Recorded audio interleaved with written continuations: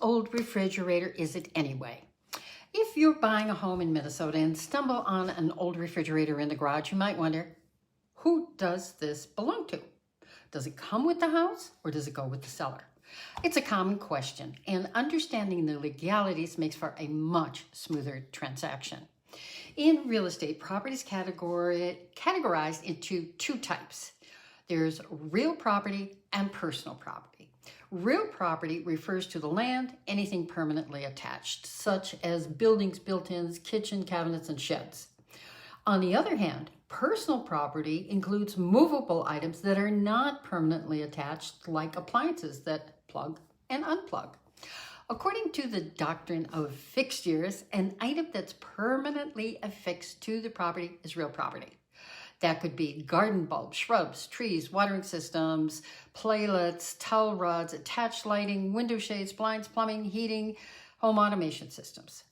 Any built-in dishwashers, refrigerators, trash compactors, ovens, microwaves, pool and spa equipment are included.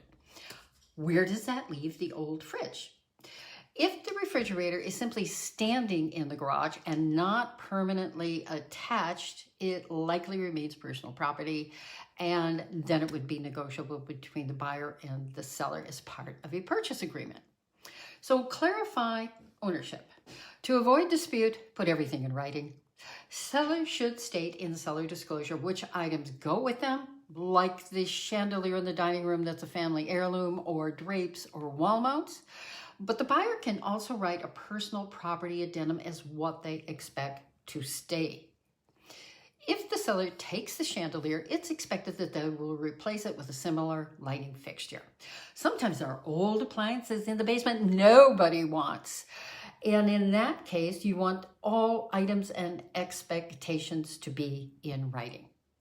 I one time had a buyer who had a total meltdown at the walkthrough because the seller took a mirrored wall hanging from the bathroom. It wasn't in the purchase agreement, so the seller took it. The buyer refused to close without it, so we had to buy it back from the seller. Why would you want an agent on your side? Well, navigating the complexities of expectations, including what goes and what stays, can sometimes be a little challenging. That's why you want an experienced agent to give you insights and ensure everyone is very clear on both rights and responsibilities. Sellers are required by the state of Minnesota to fill out a property disclosure to the best of their ability, like what happens to the fridge. Understanding the distinction between personal property and fixtures and clarifying ownership reduces friction for both buyers and sellers. So give me a holler if you have questions and comment below.